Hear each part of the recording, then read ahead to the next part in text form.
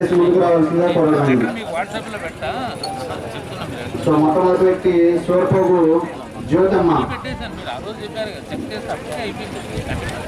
So సచివాలయ సిబ్బంది కానీ అట్లాగే స్థలాల పంపిణీ కార్యక్రమాన్ని మన గౌరవ శాసనసభ్యుల వారు గౌరవ కలెక్టర్ గారు చెప్పినట్టుగా మీకు వారి నుంచి మెసేజ్ అందిన తర్వాత మీ అందరికీ కూడా పంపిణీ చేయడం జరుగుతుంది.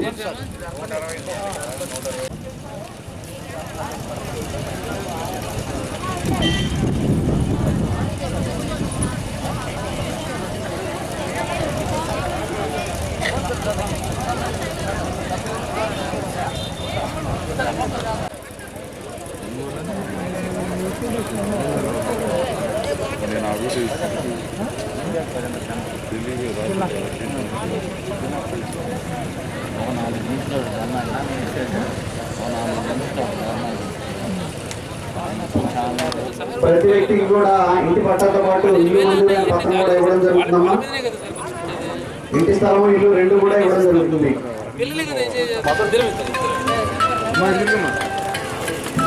ఇండ్ల పద్మ గారు,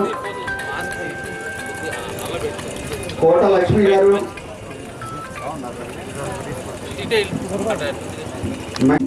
శ్రీలక్ష్మి గారు,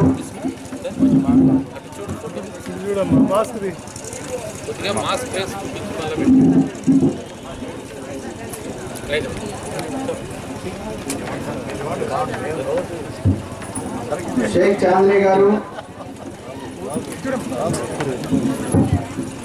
లీలా దుర్గా ప్రసాద్ బాబు గారు, కె సుల్తానమ్మ గారు, షేక్ హసీనా గారు, కోవూరి అనిత గారు, షేక్ జరీనా గారు,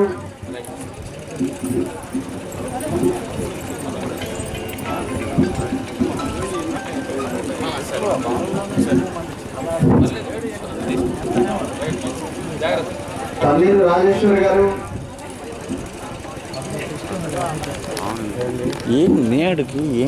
చెదలవాడ కోటేశ్వర గారు, బొట్లగుంట అమూల్య గారు, కొండగండి కృష్ణవర్ధన్ కేశవర్ధన్ గారు, పఠాన్ మోడినా గారు, అట్లాగే దయచేసి 26 to 50 ఫ్లాట్ నెంబర్ వాళ్ళు కూడా ముందుకు రండమ్మా. 26 to 50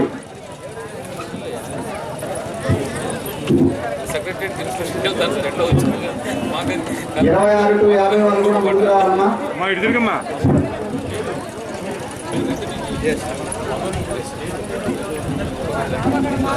నేను అది రేటిఫికేషన్కి పెట్టేసి ఇచ్చేస్తాను. ఆ రేటిఫికేషన్ రాసి మీకు వాట్సాప్లో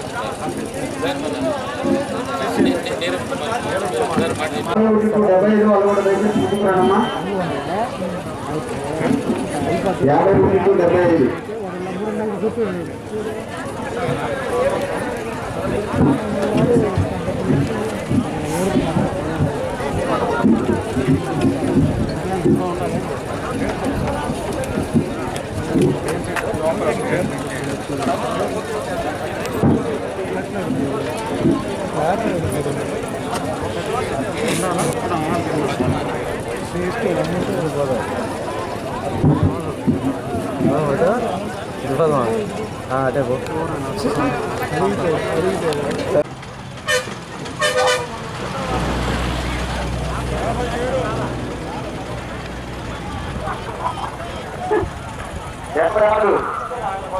జాస్మిన్ గారు,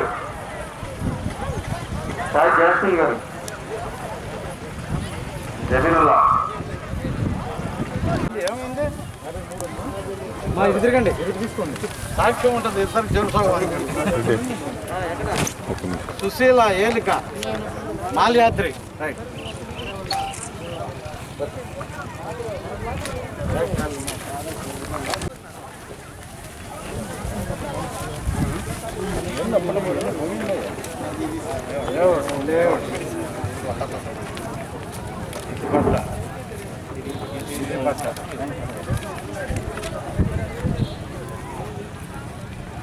మురళీ గారు, లబ్ధిదారులకు విజ్ఞప్తి అండి, దయచేసి ప్లాట్లలో మీరు తప్ప వేరే వారు ఉండకుండా చూసుకోండి. 54 మంచి కార్యక్రమానికి రోజు హాజరవుతున్నా.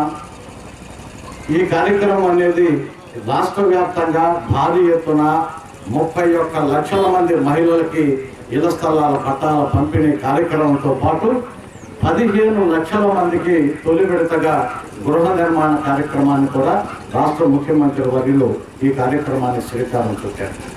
ఇదేమి చిన్న కార్యక్రమం కాదు, ఆషామాషైన కార్యక్రమం కూడా కాదు. మనం అనుకుంటూ ఉండొచ్చు పట్టాలే కదా. దీనికి సంబంధించి సుమారు మనం 60,000 ఎకరాలని మనం రాష్ట్ర వ్యాప్తంగా సేకరించడం జరిగింది. దీంట్లో మనం ఈరోజు సుమారు 50,000 కోట్ల రూపాయలకి మన యొక్క పంపిణీ కార్యక్రమాలకు సంబంధించి మనం వీటి మీద ఖర్చు పెట్టడం జరుగుతాం. ఇది మౌలిక వసతుల కోసంగా మరి ఒక 6,000 కోట్ల రూపాయలని, అంటే కేవలం పట్టాలు ఇచ్చాము వాళ్ళ పాటికి వాళ్ళు తిప్పలు పడతారు, రోడ్లు తర్వాత వేస్తాము, కరెంట్ లేకపోయినా చీకట్లో ఉంటారు, నీటికి ఇబ్బంది వస్తే దూరంగా పోయి తెచ్చుకుంటారు అనే ఇటువంటి ఆలోచన కాకుండా ఈరోజు రాష్ట్ర ముఖ్యమంత్రి గారు వినూత్నంగా ఈ రాష్ట్ర చరిత్రలోనే మొట్టమొదటిసారిగా ఎక్కడైతే ఇల్లు కడుతున్నామో ఆ ఇల్లు కట్టే ప్రాంతంలోనే పూర్తిగా రోడ్లు నిర్మాణ కార్యక్రమాన్ని పూర్తి చేసి ఇవ్వాలి. అలాగే దానికి సంబంధించిన మంచినీటి సౌకర్యాన్ని మనం కలగజేయాలి. అలాగే కరెంటుకు సంబంధించి ఆఖరి ప్లాట్ వరకు కూడా ఈ విద్యుత్ శక్తిని సరఫరా చేసేందుకు స్తంభాలని లైన్లని లాగాలి. అలాగే మురుగునీటి వ్యవస్థకు సంబంధించి చక్కటి డ్రైనేజీ వ్యవస్థని మనం ఇక్కడ ఏర్పాటు చేయాలని చెప్పి గౌరవ ముఖ్యమంత్రి గారు ఈ కార్యక్రమాన్ని భారీ ఎత్తున తీసుకొచ్చారు. ఎక్కడో మనం వేరేగా ఉంటున్నామన్న భావన కాదు.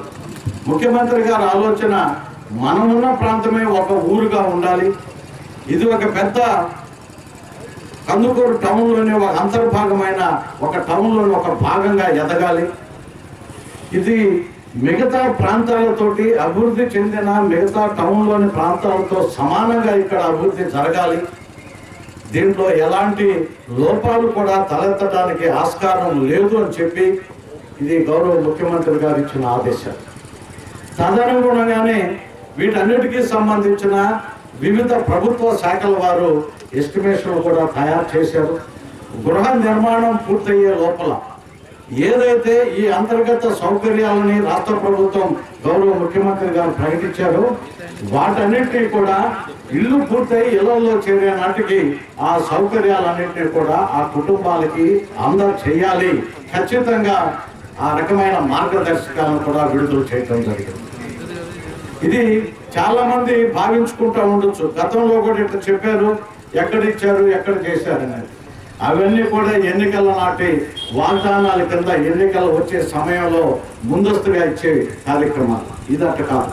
ఎన్నికలు లేనప్పుడు, ఎన్నికలు అయిపోయిన సంవత్సరం 6 నెలల కాలం తర్వాత ఒక్కొక్క వాగ్దానాన్ని ఏదైతే తను ఎన్నికల మేనిఫెస్టోలో రూపొందించుకున్నారో, ఏదైతే తన మహాపాదయాత్ర సందర్భంగా అనేక మంది పేదల యొక్క వివిధ రకాలైన సమస్యల్ని అవగాహన చేసుకుని ఆకలింపు చేసుకుని తద్వారా వారికి అందించి ఈ సమాజంలో ఆర్థికంగా వాళ్ళని నిలబెట్టాలని భావించారు.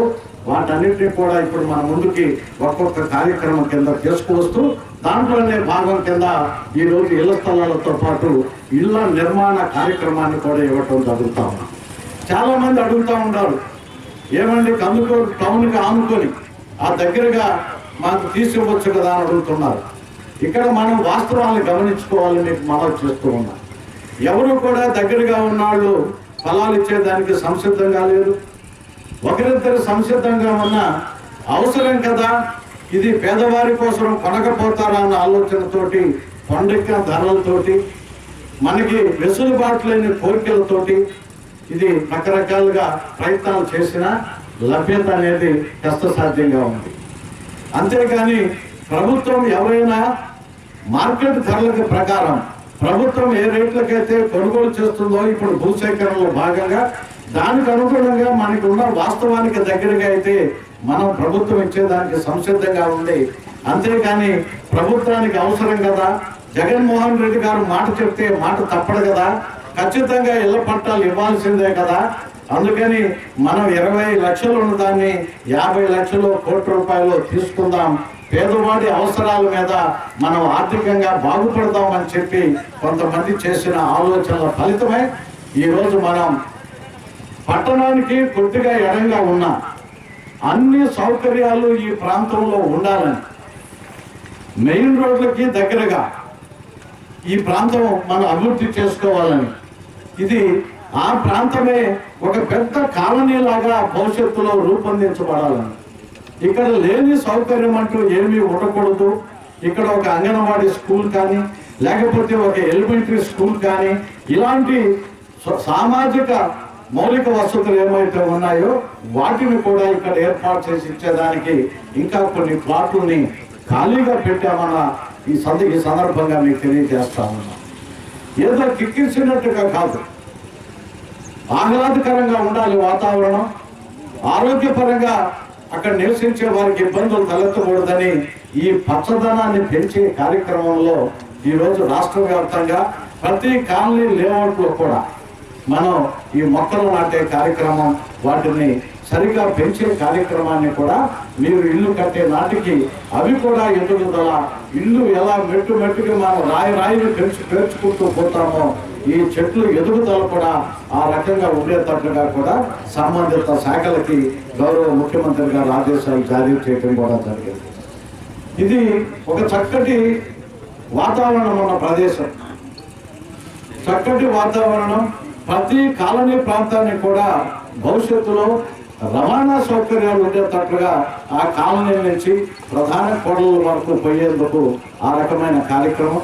మరి బహుశా మీలో చాలా మందికి తెలిసి ఉండకపోవచ్చు, ఈ లేఅవుట్కు ఆనుకునే భవిష్యత్తులో మనకి సింగరాయకొండ కనిగిరి రైల్వే లైన్ కూడా ఈ కాలనీకి ఆనుకునే పోతుందని ఈ సందర్భంగా మీకు నేను తెలియజేస్తా ఉన్నాను.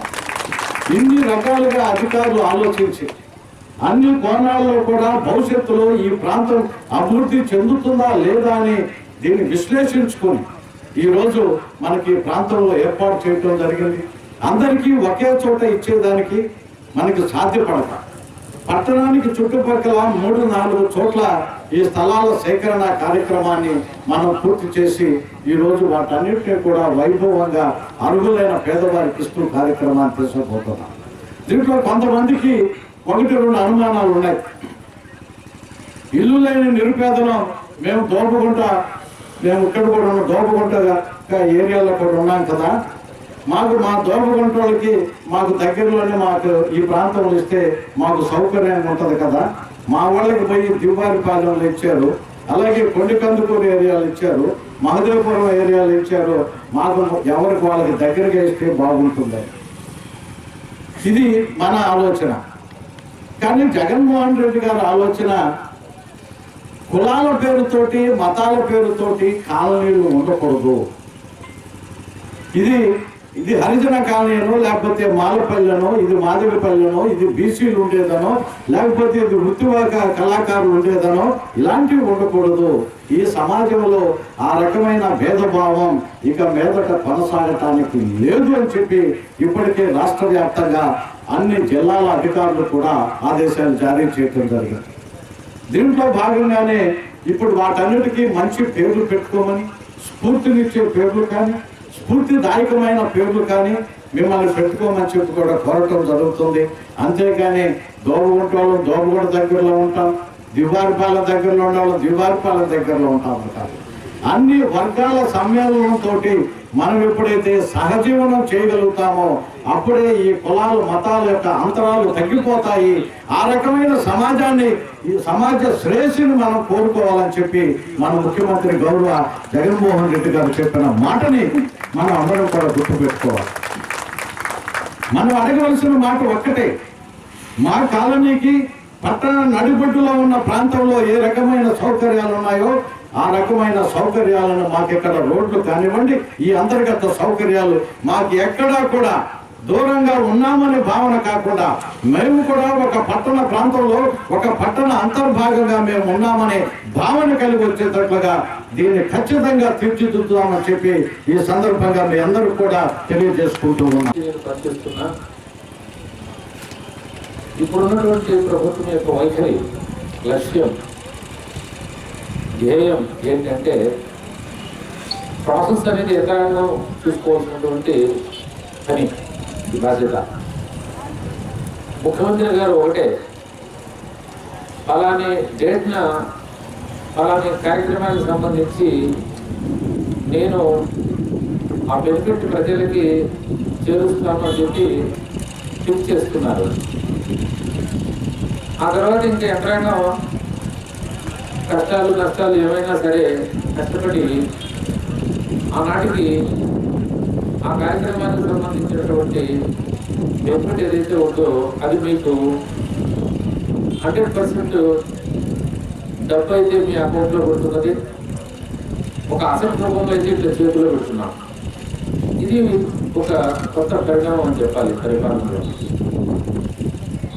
అట్లాగే ప్రజలకి మనం ఆర్గోలుగా చేస్తే ఏదో ఒక కార్యక్రమానికి సంబంధించి దాన్ని దృష్టిలో పెట్టుకుని ఈ రోజున కరోనా వచ్చినప్పుడు కూడా అన్ని రకాలుగా ఈ రోజున 540 సబ్ సెంటర్స్ ఉన్నటువంటి మెడికల్ హెల్త్ డిపార్ట్మెంట్ సచివాలయాలు వచ్చిన తర్వాత ప్రతి సచివాలయం ఒక సబ్ సెంటర్ అయింది. All of sudden 1058 sub centres అయినాయి, రెట్టింపు. ప్రతి ఒక్క సచివాలయంలో ఇప్పుడు ఏఎన్ఎం ఉన్నారు, జనాభా ఎక్కువ ఉంటే 2 ఉన్నారు. గతంలో 540 మంది పనిచేస్తుంటే ఇప్పుడు 3 రెట్లు 7 మంది పనిచేస్తున్నారు. గతంలో టీఎస్సీలో 1 డాక్టర్ ఉంటే ఇప్పుడు 2 డాక్టర్లు వేసాం. గతంలో కేవలం 70 సబ్ సెంటర్లు ఉన్నాయి మనం బిల్డింగ్లు కట్టినవి. ఈ రోజున గ్రామీణ ప్రాంతంలో 879 గ్రామ సచివాలయాలు ఉంటే 879 కొత్తగా కడుతున్నాం. Village health clinics, doctor YSR village health clinics. పిహెచ్సీలు అన్నింటినీ బాగు చేస్తున్నాం నాడు నేడు కింద. మెడికల్ కాలేజ్ ఒకటి మన జిల్లా స్థాయిలో స్పెషాలిటీ హాస్పిటల్గా ఉంది. దాంట్లో సరైనటువంటి వసతులు లేవు, అవి మెరుగుపరుస్తున్నాం. సూపర్ స్పెషాలిటీ హాస్పిటల్ వస్తుంది, మార్గారంలో ఒక మెడికల్ కాలేజ్ వస్తుంది. దోర్నాల్లో ట్రైబల్స్ కోసం ప్రత్యేకంగా ఒక స్పెషాలిటీ హాస్పిటల్ ఎస్టాబ్లిష్ చేశాం. సో ప్రజలకి ఆరోగ్యం వైద్యం అనేది ఇబ్బంది లేకుండా సంపూర్తి చాలన్నటువంటి ధ్యేయంతో వైద్య ఆరోగ్య రంగంలో ఈ రకమైనటువంటి మార్పులు